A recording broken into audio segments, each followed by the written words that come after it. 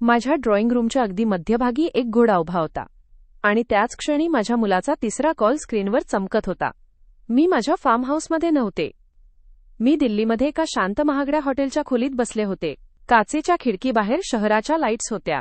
आत टेबलावर गरम कॉफी होती आणि लॅपटॉपच्या स्क्रीनवर माझ्या घराच्या सीसीटीव्हीचे 4 वेगवेगळे अँगल उघडे होते. घोडा फक्त उभा नव्हता, तो असा फिरत होता जणू तोच त्या घराचा मालक आहे. आणि माझ्या मुलाला याची अजिबात कल्पना नव्हती की मी हे सगळे लाईव्ह पाहत होते. पण मी खूप पुढे निघून गेले. खरं तर हा सगळा सुंदर अपघात 3 दिवस आधी सुरू झाला होता. मी 67 वर्षांची आहे आणि पहिल्यांदाच मला वाटलं होतं की आता माझे श्वास माझे आहेत. 43 वर्षांचे लग्न, 40 वर्षांची नोकरी, कंपनीच्या फाईल्स, ऑडिटच्या डेडलाईन्स, लोकांच्या अपेक्षा आणि मग माझ्या पतीचे जाणे. कॅन्सरने त्यांना हळूहळू हिरावून घेतले. आणि मग एक दिवस अगदी शांतपणे सगळं संपलं. त्यांच्या जाण्यानंतर शहरात जो आवाज उरला होता तो माझ्यासाठी आवाज नव्हता. तो रिकामेपणा होता. आम्ही दोघांनी नेहमी एक स्वप्न पाहिले होते. शहराबाहेर स्वतःचा फार्म, स्वतःची माती, सकाळची चहा आणि आपले नियम. ते म्हणायचे की रिटायर झाल्यावर आपण अशा ठिकाणी राहू जिथे रात्री तारे दिसतील आणि सकाळी पक्ष्यांच्या आवाजाने डोळे उघडतील. ते रिटायरमेंटपर्यंत पोहोचू शकले नाहीत, पण मी पोहोचले. आणि ते स्वप्न मी एकटीने उचलले, त्यांच्या वाट्याचेही. मी राजस्थानमध्ये अरावलीजवळ एक जुना फार्म हाऊस घेतला होता.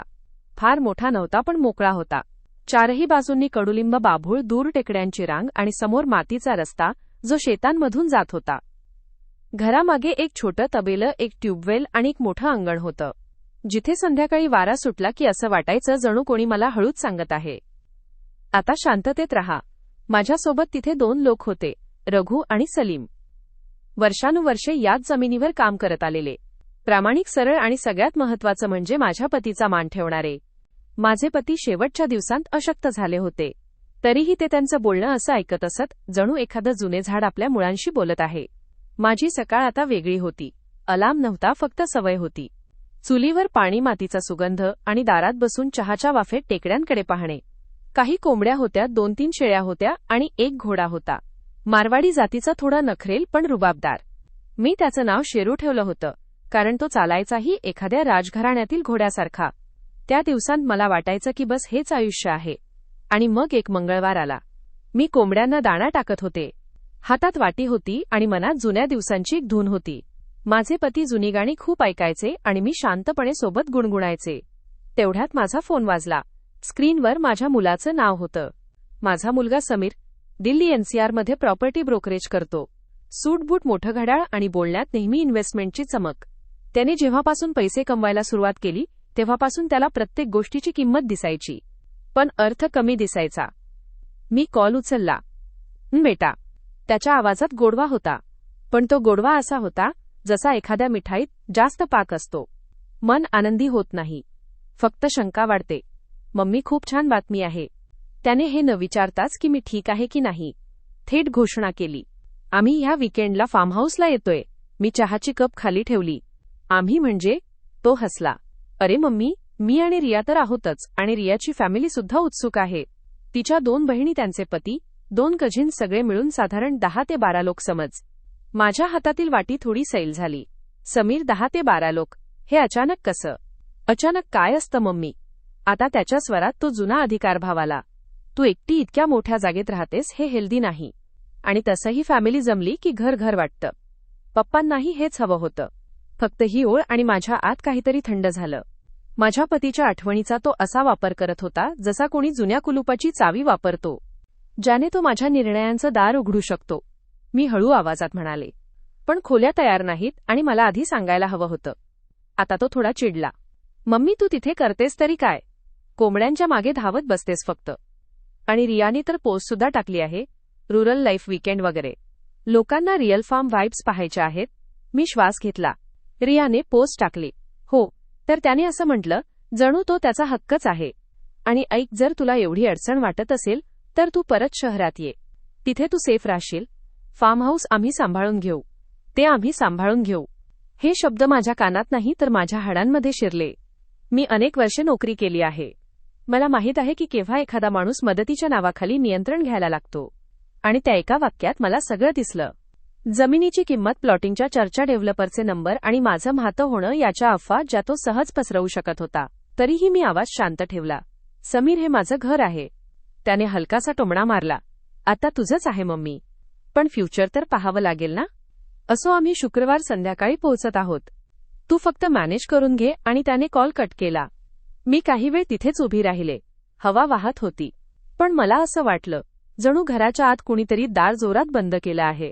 तेवढ्यात शेरूने तबेल्याकडून आवाज केला. असा आवाज जणू तो म्हणत होता, आता काय करणार आहेस? मी त्याच्याकडे पाहिलं आणि माझ्या चेहऱ्यावर एक छोटीशी हसू आलं. ते हसू जे अनेक महिन्यांपासून हरवलं होतं. बरं, मी स्वतःशीच म्हणाले, तुला ऑथेंटिक फार्म हवा आहे तर ठीक आहे. त्या दिवशी मी घराच्या आत गेले आणि अगदी शांतपणे काम सुरू केलं. कुठलाही राग नाही, कुठलीही लांबलचक चर्चा नाही, फक्त तयारी.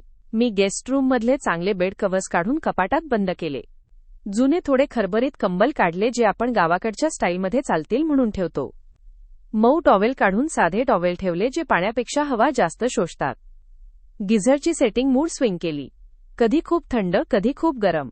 असं नाही की कुणाला इजा होईल, फक्त इतकंच की त्यांना समजावं की कम्फर्ट इथे फुकट मिळत नाही. मग मी इन्व्हर्टरचा स्विच वेगळा लेबल करून ठेवला. अगदी साधा, पण अशा जागी ठेवला की कुठलाही सिटीवाला न विचारता शोधू शकणार नाही. वायफायचा राउटर मी वरच्या स्टोअरूममध्ये ठेवला आणि पासवर्ड बदलला. असा पासवर्ड जो कुणी अंदाज लावू शकणार नाही. आणि तो पासवर्ड मी लिहून त्याच ठिकाणी ठेवला जिथे रघुची सवय आहे. सामान लपवायची, दाणा ठेवायची, रिकाम्या पोत्याच्या आत. संध्याकाळी मी रघु आणि सलीमला बोलावलं.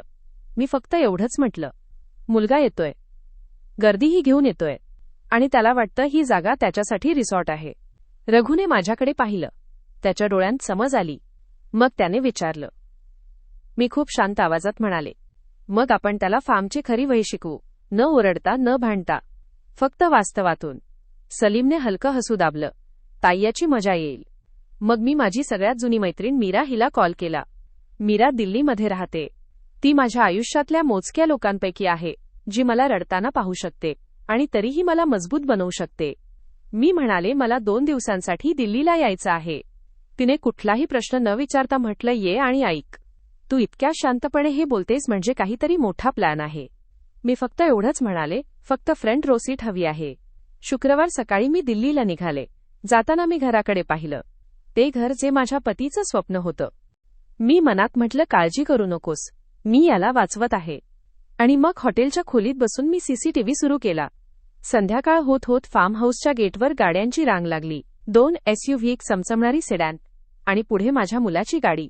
जणू काही वराती उतरते आहे, पण नवरी नाही, लालसा उतरते आहे. रिया सगळ्यात आधी उतरली. हातात फोन, चेहऱ्यावर कॅमेरा रेडी स्माईल आणि चालण्यात तो मी इथे कंटेंट बनवायला आले आहे असा भाव. तिच्यामागे तिच्या बहिणी, कझिन्स आणि एक आंटी जी उतरताच म्हणाली, अरे इथे तर नेटवर्कच नसेल.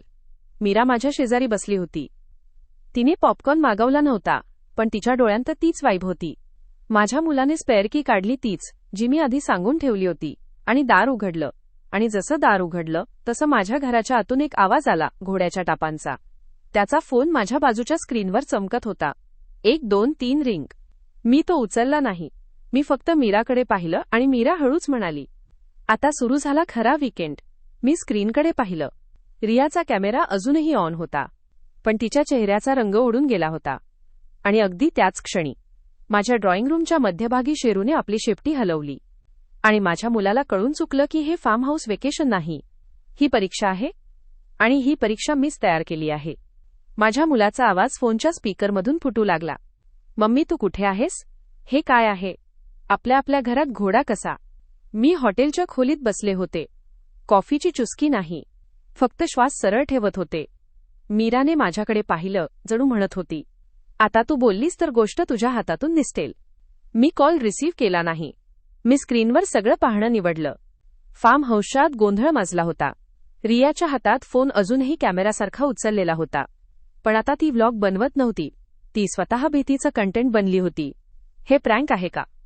ती अडखळत म्हणाली. तिच्या बहिणी एकमेकींच्या मागे लपल्या होत्या. कुणीतरी ओरडत होतं, गेट बंद करा. कुणीतरी म्हणत होतं, नेटवर्क येत नाही. आणि शेरू फक्त तिथेच उभा होता. खोलीच्या मध्यभागी मान उंच, डोळे शांत, जणू त्याला माहीत होतं, या घरात पाहुणा कोण आहे आणि मालक कोण. माझ्या मुलाने चिडून सलीमला हाक मारली. अरे हे काय विनोद आहे? याला बाहेर काढा. सलीम खूप शांतपणे म्हणाला, साहेब, घोडा विनोद नसतो. हे फार्म हाऊस आहे. इथे सगळं असतं. हे वाक्य मी कानांनी नाही तर हृदयाने ऐकलं. अगदी सलीमच्या सरळ शब्दांसारखं, ज्यात ना चापलुसी होती ना भीती. माझ्या बोटांनी लॅपटॉपच्या टचपॅडवर हलकेच घसरण केली. मी कॅमेरा बदलून अंगणाचा व्ह्यू उघडला. बाहेर गाड्यांजवळ रघु उभा होता. हातात टॉर्च आणि चेहऱ्यावर तीच गंभीरता जशी रात्री शेताची राखण करताना असते. रियाची एक आंटी जी उतरताच नेटवर्कची तक्रार करत होती, आता दाराजवळ उभी होती आणि म्हणत होती, भाऊसाहेब, आपण हॉटेललाच जावं. इथे तर प्राणीही घराच्या आत आहेत. माझ्या मुलाने पटकन आपली जॅकेट काढली. सगळ्यांना बाहेर घेऊन चला. त्याने आदेश दिला, आपण बाहेरच बसूया. आणि जसेच ते लोक बाहेर गेले तशी आणखी एक अडचण समोर आली. अंगणात चारपाया होत्या पण उशा नव्हत्या. खुर्च्या होत्या पण सगळ्या असमतल. आणि सगळ्यात महत्त्वाचं, हवेत ती मातीची वास, जी शहरातल्यांसाठी रस्टिक एस्थेटिक असते. पण खरं म्हणजे ती त्यांना सांगत होती की तुम्ही तुमच्या कम्फर्ट झोनच्या बाहेर आहात. रियाने पुन्हा फोन उचलला. तिचा कॅमेरा अँगल वारंवार हलत होता. ती म्हणत होती, गाईज, हे अनएक्सपेक्टेड टर्न आहे. मग अचानक तिने स्वतःचं वाक्य तोडलं, कारण एक कोंबडी तिच्या पायाजवळून गेली आणि ती किंचाळली. माझ्या आत एका क्षणासाठी हसू आलं. मग लगेच छातीत एक कळ उठली. हे माझं घर होतं. माझ्या पतीचं स्वप्न होतं. आणि आज हे सगळे लोक याला सर्कस बनवत होते. तेही माझ्या मुलाच्या इशाऱ्यावर. मी मीराकडे पाहिलं. मीराने हळूच विचारलं, तू ठीक आहेस का? मी अतिशय हलक्या आवाजात म्हणाले, मी ठीक नाही. मी फक्त तुटूनही योग्य निर्णय घ्यायला शिकत आहे. मीराने माझ्या तळहातावर हात ठेवला. मग निर्णय काय आहे? मी स्क्रीनकडून नजर न हटवता म्हणाले, सीमा आणि सत्य न ओरडता. तिकडे फार्म हाऊसमध्ये रात्र गडद होत होती.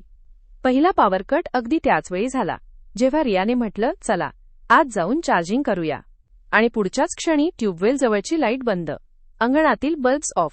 घराच्या आत फक्त एका कोपऱ्यात पिवळसर इमर्जन्सी लाईट लुकलुकत होती. एका कझिनने घाबरून म्हटलं, भाऊ, इन्व्हर्टर कुठे आहे? माझ्या मुलाने अडखळत घराच्या आत पाहिलं. मम्मीने ठेवला असेल. कुठे आहे रघु इन्व्हर्टर? रघु अगदी सहजतेने म्हणाला, साहेब, इन्व्हर्टर आहे, पण मम्मीजींनी सांगितलं होतं पाहुणे आले की आधी गावाची खरी रात्र दाखवायची. माझ्या मुलाचा चेहरा लालबुंद झाला. मम्मीने सांगितलं. त्याने पुन्हा फोन लावला. पुन्हा. तो कॉल माझ्यासमोर ब्लिंक होत राहिला. मी शेवटी फोन उचलला, पण कॉल नाही. मी फक्त व्हॉट्सअॅप उघडलं आणि त्याला एकच मेसेज पाठवला. घरात शिरण्याआधी विचारतात, रात्र काढा, सकाळी बोलू. कोणताही इमोजी नाही, कोणतंही स्पष्टीकरण नाही, फक्त सीमा. मीराने माझ्या चेहऱ्यावर तो भाव पाहिला, जो अनेक वर्षांच्या सेल्फ कंट्रोलचा निचोड असतो. तू पहिल्यांदाच भीतीशिवाय नाही म्हणालीस, ती म्हणाली. मी दीर्घ श्वास सोडला. हे नाही उशिरा आलं, पण आवश्यक होतं. तिकडे रात्रीचा खरा खेळ सुरू झाला. पाहुण्यांना वाटलं होतं फार्मस्टे म्हणजे cute lanterns bonfire cosy reels. पण प्रत्यक्षात पाण्याच्या टाकीची क्षमता मर्यादित होती. आणि जेव्हा 10-12 लोक एकाच वेळी बाथरूमकडे धावले, तेव्हा वॉटर प्रेशर नाही तर पॅनिक प्रेशर वाढतं. अचानक घराच्या आतून आवाज येऊ लागले, पाणी येत नाही, हा शॉवर खराब आहे. मी फेसवॉश कसा करू? हा टॉवेल तर दगडासारखा आहे. माझ्या मुलाने रागात म्हटलं, हे सगळं मुद्दाम केलं आहे. आणि तेवढ्यात रियाने एकदम नवा अँगल पकडला. तिने डोकं थोडं तिरकं केलं, जणू डिटेक्टिव्ह असावी. समीर, एक गोष्ट सांग, ती हळू आवाजात म्हणाली. तुझ्या मम्मीने ही जागा कोणाच्या नावावर घेतली आहे? माझ्या मुलाने पटकन उत्तर दिलं, माझ्या बाबांच्या नावावरही होती. मग तो थांबला, कारण त्याने असं काहीतरी बोलून टाकलं होतं जे त्याने बोलायला नको होतं. रियाच्या डोळ्यांत चमक आली. बाबांच्या नावावरही? माझ्या मुलाने गोष्ट फिरवायचा प्रयत्न केला. म्हणजे फॅमिली प्रॉपर्टी आहे. आणि हाच तो क्षण होता जिथे मला समजलं, हे फक्त वीकेंडचं किऑस नाही, हे लोक प्लॅनिंग करून आले आहेत. आणि मग माझ्या स्क्रीनवर एका वेगळ्या कॅमेरा अँगलमध्ये मी पाहिलं, माझा मुलगा स्टडी रूमकडे जात होता. तीच लहानशी खोली जिथे माझ्या पतींच्या जुन्या फाईल्स होत्या. तोच कपाट जिथे मी काही फार महत्त्वाचे कागद लॉक करून ठेवले होते. त्याने मागे वळून पाहिलं की कोणी पाहत तर नाही ना. मग त्याने कपाटाच्या हँडलवर हात ठेवला. माझ्या हृदयाची धडधड 1 सेकंदासाठी थांबली की तिला धडधडायचं विसरलं. मीराने माझी अस्वस्थता पाहिली. तो काय करत आहे? मी दात घट्ट आवळून म्हणाले, जे त्याने करू नये. आणि त्याच क्षणी एका कझिनने बाहेरून आवाज दिला, भाऊ, मोबाईलमध्ये नेटवर्क आलंय, थोडा वेळ पटकन रिचार्ज करून घ्या. माझ्या मुलाचा हात कपाटावरून हटला. त्याने खिशातून फोन काढला. आणि त्या एकाच डिस्ट्रॅक्शनमुळे तो थांबला. नाहीतर तो आजच त्या लॉकपर्यंत पोहोचला असता. मी पुन्हा लॅपटॉपवर झूम केलं. कपाटाजवळच्या भिंतीवर माझ्या पतींचा फ्रेम केलेला फोटो होता, जो मी मुद्दाम उलटा ठेवला होता, जेणेकरून कॅमेऱ्यात चेहरा दिसू नये. पण तो फ्रेम तिथे असणंच एक संकेत होतं. ही खोली प्रॉपर्टी व्हॉल्ट नाही. ही आठवणींची देवारच आहे. आणि तो याला लुटायला आला होता. रात्रीचा दुसरा धक्का तेव्हा आला, जेव्हा रघुने जेवण वाढण्यासाठी ताटं ठेवली. कुठलाही फॅन्सी बुफे नाही, फक्त साधी गरम खिचडी, थोडंसं लोणचं आणि एक वाटी दही. रियाच्या आंटीने नाक मुरडलं. एवढ्या लोकांसाठी फक्त एवढंच? रघुने न झुकता उत्तर दिलं. आईसाहेब एकट्याच राहतात, त्या हेच खातात. हे फार्म हाऊस आहे, रिसॉर्ट नाही. रियाने जबरदस्तीच्या हसण्यासह कॅमेरा ऑन केला. Guys, simple village dinner. मग तिच्या नवऱ्याने हळूच कानात सांगितलं, ही स्टोरी फ्लॉप होईल. कुठलाही लक्झरी नाही. आणि त्या वाक्यावर मला राग नाही तर दुःख झालं. कारण हे लोक आयुष्य जगायला आले नव्हते. हे लोक फक्त दिखावा करायला आले होते. रात्र वाढत गेली. वीज येत जात राहिली. मच्छरदाणी होत्या, पण शहरातल्यांना वापरता येत नव्हत्या. माझ्या मुलाचं इगो प्रत्येक तक्रारीसोबत अधिकच कठीण होत गेलं. साधारण रात्री 2:20 माझ्या सीसीटीव्हीत एक अजून हालचाल दिसली. माझ्या मुलाचा मेव्हणा म्हणजे रियाचा कझिन दबक्या पावलांनी किचनकडे जात होता. तो एक ड्रॉवर उघडत होता, मग दुसरा, मग तिसरा. जणू काही तो किल्ल्या शोधत होता. माझे डोळे अरुंद झाले. मीराने कुजबुजून म्हटलं, हे लोक फक्त त्रासलेले नाहीत, हे शोधात आहेत. मी म्हणाले, हो. आणि आता माझ्या आवाजात मऊपणा नव्हता, आता स्पष्टता होती. तेवढ्यात माझ्या मुलाने त्याला पकडलं. तू काय करतोयस? कझिनने खोटं बोललं. भाऊ फक्त पेनकिलर शोधत होतो. माझ्या मुलाने त्याच्याकडे रोखून पाहिलं. सब्बी सांगू नकोस. मग त्याने खिशातून फोन काढला आणि कुणाला तरी कॉल करू लागला. आणि पुढच्याच क्षणी कॅमेऱ्याच्या ऑडिओमध्ये मला त्याचे शब्द ऐकू आले. हो सर, आम्ही साईटवर आलो आहोत. माझ्या अंगात थंडी शिरली. सर कोण? डेव्हलपर, ब्रोकर, वकील किंवा असा कुणीतरी ज्याच्यासाठी माझं फार्म हाऊस फक्त एक प्लॉट नंबर होता. मी ताबडतोब रघुला कॉल केला. रघुने फोन उचलला. मी हळू आवाजात म्हणाले, रघु, तो बाहेर कोणाला कॉल करतोय? रघु फक्त एवढंच म्हणाला, बीबीजी, तो गेटजवळ गेला आहे. बहुतेक कोणाला लोकेशन पाठवत आहे. माझे हात थरथरायला लागले, पण मी स्वतःला सावरलं. हेच तर मला हवं होतं. त्यांचा खरा चेहरा स्वतः समोर यावा. माझ्या पतींचा आवाज जणू माझ्या आत घुमला. घाबरू नकोस. सत्याला फक्त कागदपत्रांची गरज असते. मी मीराकडे पाहिलं. मी म्हणाले, उद्या सकाळी मी परत जाणार आहे. मीराने ठामपणे म्हटलं, एकटी नाही. मी मान हलवली. नाही, एकटी नाही. आणि यावेळी मी फक्त आई म्हणून नाही, मालक म्हणून जाणार आहे. तिकडे फार्म हाऊसच्या गेटबाहेर माझ्या मुलाने टॉर्च लावला आणि अंधारात कुणाला तरी इशारा केला. दूर रस्त्यावर हेडलाईट्स चमकल्या. एक गाडी हळूहळू फार्मकडे येऊ लागली. माझ्या मुलाने फोनवर म्हटलं, हो, इथेच आहे, आत या. आणि तेवढ्यात माझ्या स्क्रीनवर गेट कॅमेऱ्यात एका माणसाची सावली दिसली. हातात जाड फाईलसारखं काहीतरी.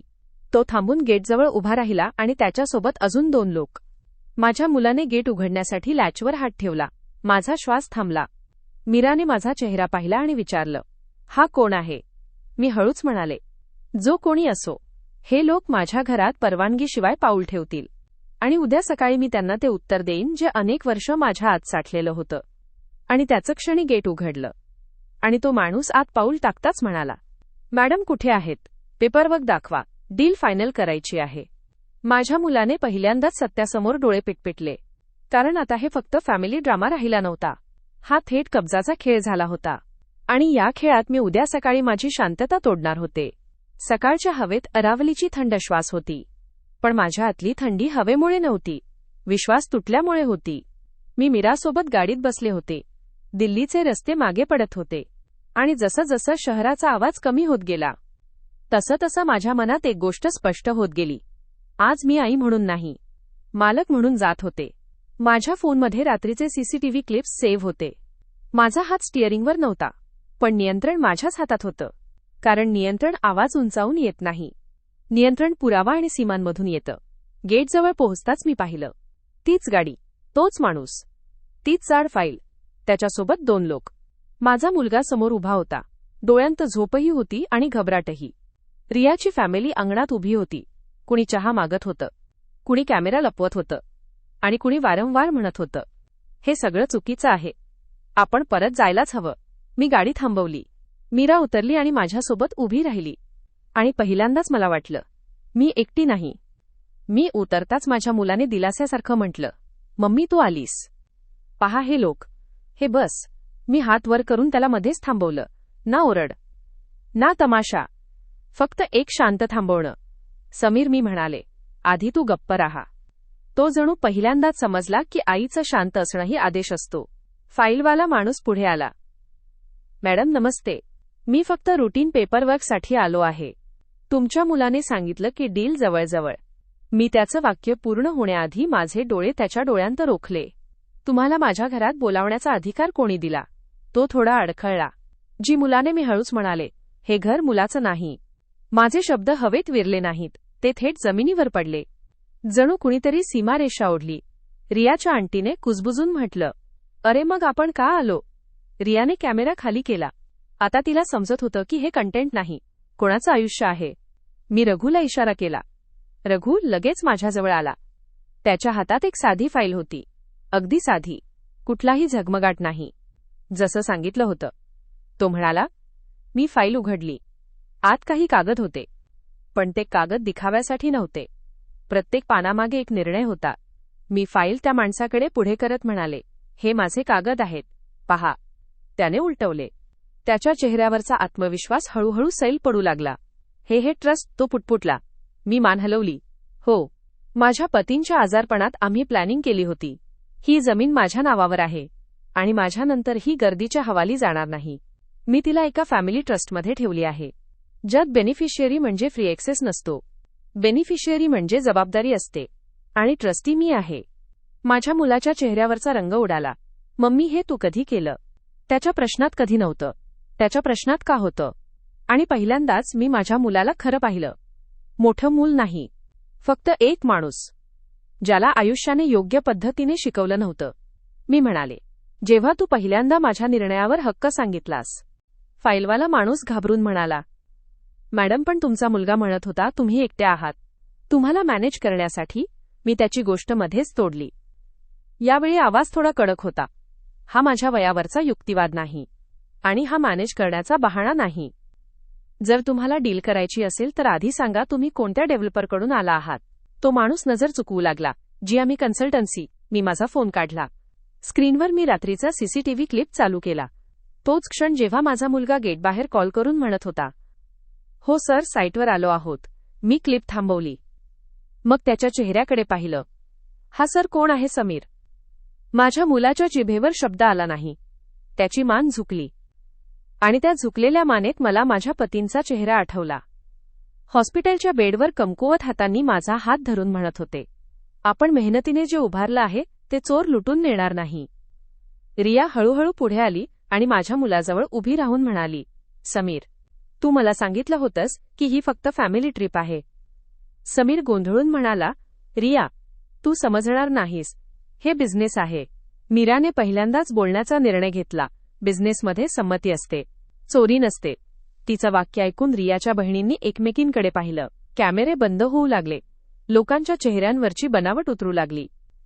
जर आपण इथे राहिलो तर आपण चुकीच्या बाजूला उभे राहू. फाईलवाला माणूस घाबरून म्हणाला, मॅडम, अशा पद्धतीने डील झाली नाही तर तुमचा मुलगा. मी हसून म्हणाले, माझा मुलगा डील नाही. मग मी रघुकडे इशारा केला, गेट बंद करा. रघुने कुठलीही चर्चा न करता लॅच बंद केली. बाहेरची गाडी तिथेच थांबली. सोबत असलेले दोन लोक एकमेकांकडे पाहून मागे सरकले. तो माणूस घाईघाईने म्हणाला, मॅडम, आम्ही निघतो. गैरसमज झाला. मी म्हणाले, जा. आणि हो, परत आला तर थेट पोलीस चौकी आणि माझ्या वकिलाशी बोला. इथे नाही. मी कुठलाही कायदेशीर शब्द वापरला नाही, कुठलीही धमकी दिली नाही. फक्त नियमांसोबत पर्याय ठेवला. कारण नियमांसमोर आवाज लहान पडतो. ते लोक गेल्यावर खरी गोष्ट उरली. माझ्या आणि माझ्या मुलामध्ये अजूनही गर्दी उभी होती, पण त्यांच्या डोळ्यांत कुतूहल कमी आणि अस्वस्थता जास्त होती. मी सगळ्यांना शांत आवाजात म्हणाले, तुम्ही सगळे पाहुणे आहात.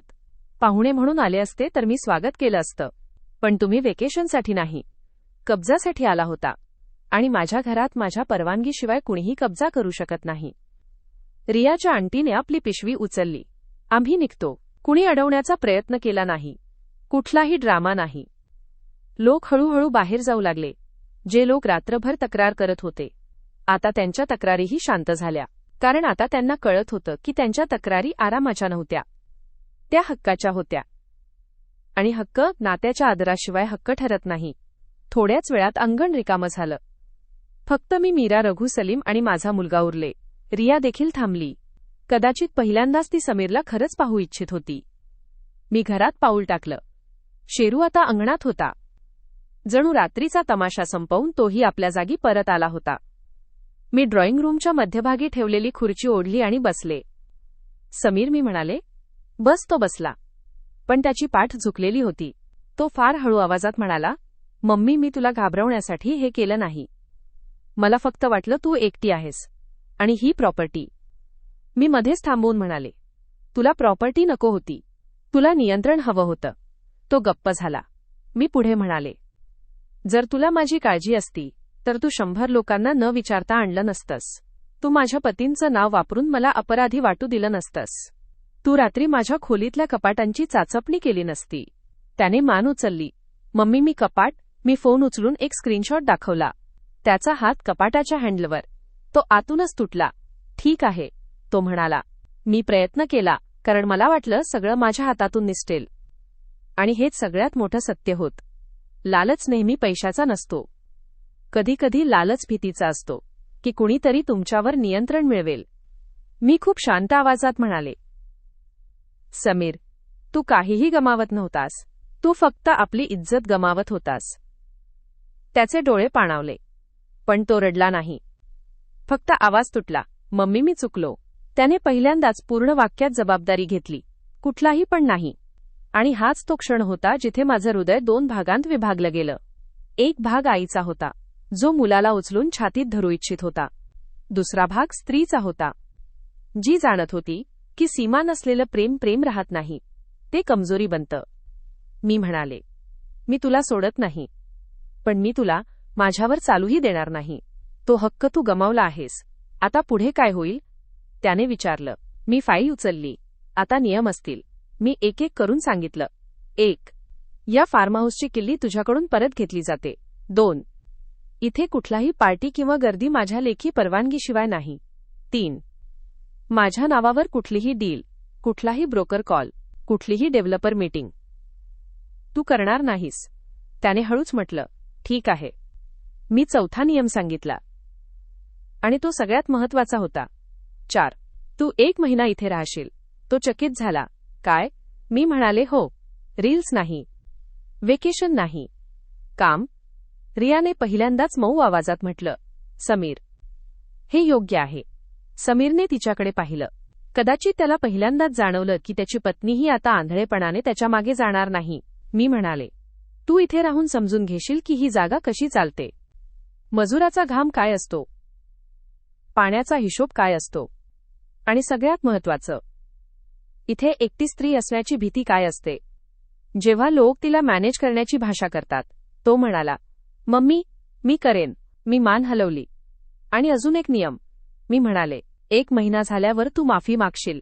फक्त माझी नाही, रघु आणि सलीमचीही, कारण तू त्यांना अशा पद्धतीने वागवलंस जणू ते तुझे नोकर आहेत. समीरने रघुकडे पाहिलं. त्याच्या डोळ्यांत लाज होती. रघु, सॉरी. रघुने कुठलाही उपदेश केला नाही, फक्त म्हणाला, कामातून दाखवा साहेब. मीराने माझ्याकडे पाहिलं. तिच्या डोळ्यांत आदर होता आणि त्याचबरोबर दिलासा होता की मी तुटूनही योग्य पद्धतीने उभी राहिले. मग मी उठले आणि माझ्या पतींच्या आठवणींच्या खोलीकडे गेले. तेच कपाट, तोच उलटा फ्रेम. मी फ्रेम सरळ केली. चेहरा पाहिला नाही, पण मला माहीत होतं ते तिथेच आहेत. मी मनात म्हणाले, पाहिलंत ना. मी जिंकू दिलं नाही. आणि त्याच खोलीत पहिल्यांदाच मी माझ्या मुलाला खरंच पाहिलं. एक माणूस म्हणून, जो बदलू शकतो. जर त्याला वाचवलं नाही तर सुधारलं. मी परत अंगणात आले. शेरू माझ्याजवळ आला, जणू विचारत होता, आता. मी त्याच्या मानेवर थोपटून म्हणाले, आता शांतता, पण नियमांसोबत. त्या दिवशी दुपारी जेव्हा बाकी सगळे निघून गेले होते, मी आणि समीर अंगणात बसलो होतो. रिया शांतपणे किचनमध्ये मदत करत होती. आणि रघुने समीरला पहिलं काम दिलं, ट्यूबवेलची मोटर तपासणं. समीरने सूट घातला नव्हता. त्याने जुनी टी शर्ट घातली होती. त्याच्या हाताला माती लागली होती. आणि पहिल्यांदाच मला वाटलं, कदाचित हीच खरी सुरुवात आहे. रात्री मी मीराला दिल्लीला परत सोडायला सांगितलं. जाताना तिने माझ्या कानात म्हटलं, तू त्याला माफ केलंस का? मी म्हणाले, मी माझ्या मनातून कटुता सोडली आहे. मीराने विचारलं, आणि त्याला? मी म्हणाले, त्याला संधी दिली आहे, पण प्रवेश नाही. मीरा हसली. हीच योग्य माफी आहे. आणि हेच सत्य होतं. माफी म्हणजे दरवाजा उघडणं नसतं. माफी म्हणजे आपल्या आतली आग शांत करणं असतं. पण घराची किल्ली सांभाळून ठेवणं असतं. आता एक गोष्ट तुमच्यासाठी. जर तुम्ही इथपर्यंत ऐकत असाल तर कमेंटमध्ये सांगा तुम्ही कोणत्या शहरातून ऐकत आहात. आणि तुम्हाला काय वाटतं? मी योग्य केलं का? न ओरडता, न सुडाच्या हिंसेने, फक्त नियम आणि सत्याने. व्हिडिओला लाईक करा, चॅनलला सबस्क्राईब करा आणि शेअर करा.